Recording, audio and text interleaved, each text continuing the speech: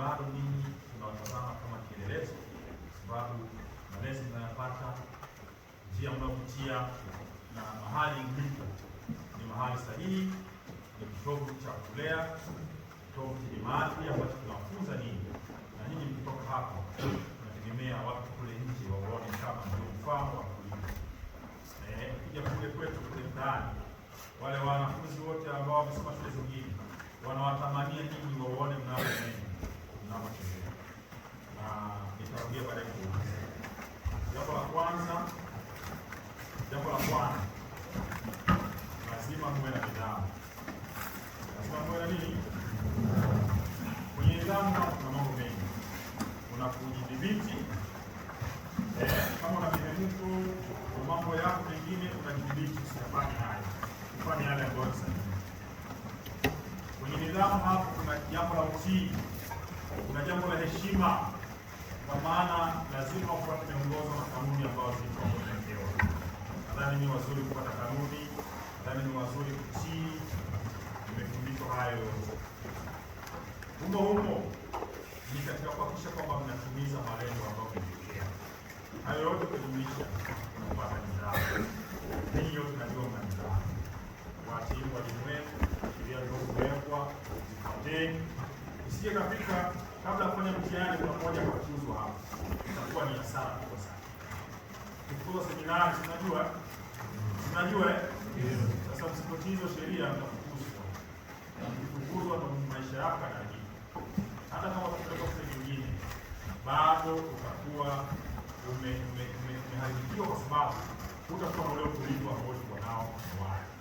Kwa hiyo jambo la kwanza ni nidhamu, hakikishe na kuzingatia kwa nguvu kubwa sana.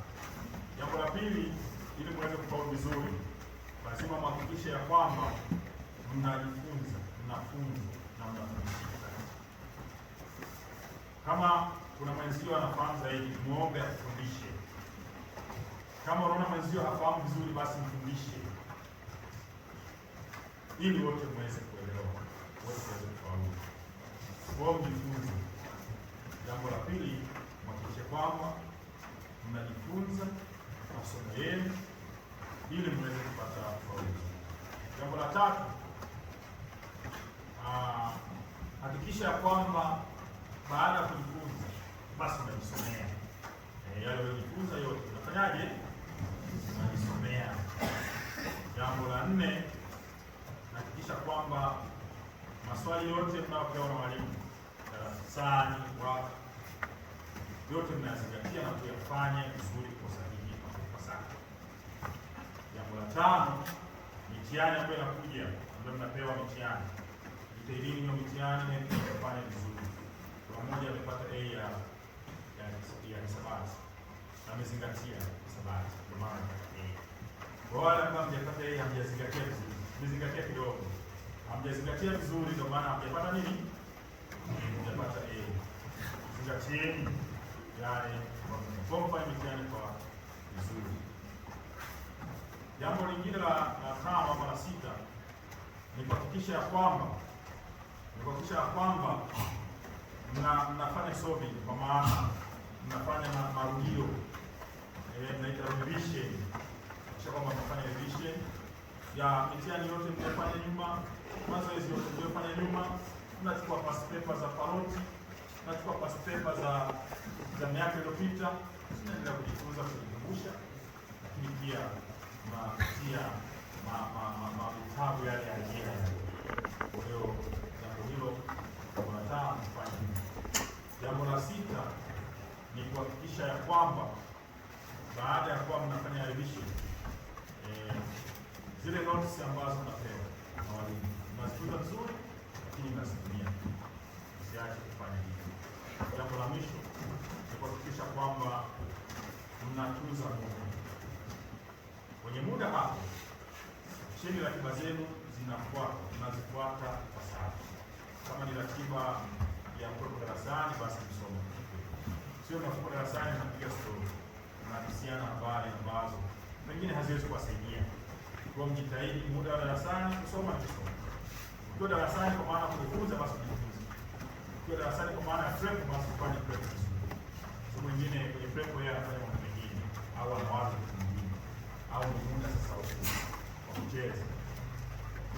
mpira wa michezo, basi mfanye michezo vizuri. Kwa hiyo yazingatie haya, kwa sababu msipofanya hivyo, wakati utakuja ambapo nyinyi hamtakuwa seminari ila mtatamani kurudi seminari, hamtakuwa seminari ila mtakumbuka namna gani mmechafua maisha yenu, ama kuzingatia yale ambayo mmeambiwa wakati ikiwa mnapaswa kufanya haya ambayo vijana, lakini pia wanafunzi walikuwa sana kusikiliza. Mbele kurudia yale mambo yako 7-8 yaliyoongea. Jambo la kwanza lilikuwa ni nini? Jambo la pili ni nini? Jambo la tatu ni nini? Jambo la nne ni nini? Jambo la tano ni nini? Jambo la sita ni nini? Fanyaje?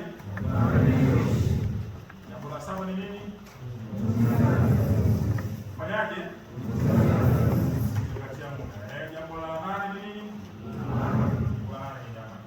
Mwamini Mwenyezi Mungu, kuamini yale ambayo tunaomba, basi Mwenyezi Mungu atasaidia. Lakini pia tukiri kwamba tunataka kupata 1, kwamba tunataka kupata A, alafu tufanyie kazi. Sababu maandiko yanasema imani pasipo matendo. Tukiri tunapata A, tukiri tunapata 1, tutafanya kazi kusoma hizo 1 na A zipatikane. Joseph Okambi Ilanda ni mwanafunzi wa Dumunyi Seminari. Kwa leo hakika tumepata neema ya kutembelewa na mbunge wetu wa jimbo la Singida, Mheshimiwa Thomas Mgonto Kitima. Kwa hiyo ni namna ya pekee kusema asante sana. Tangia shule ianze hatujawahi kutembelewa na mbunge kama siku hii ya leo. Basi hii inaonyesha ni dhahiri kwamba serikali yetu ipo pamoja na shule yetu ya Dumunyi Seminari pamoja na taifa kwa ujumla. Kwa hiyo mimi mara mwisho kutembelewa na mbunge nilikuwa darasa la 3 2014 katika shule ya msingi Damankia. Hajawahi tokea. Leo ni neema ya pekee, basi tunasema asante sana. Mbunge wetu ametuasa maneno ya heshima, ametuasa tuweze kupambana katika elimu ili hatimaye na tulinde nidhamu ya shule, tulinde nidhamu ya nchi, tutunze amani, tuwe vinara katika kutekeleza yale ambayo Mheshimiwa Rais wetu anataka tuyaishi kama viongozi watarajiwa.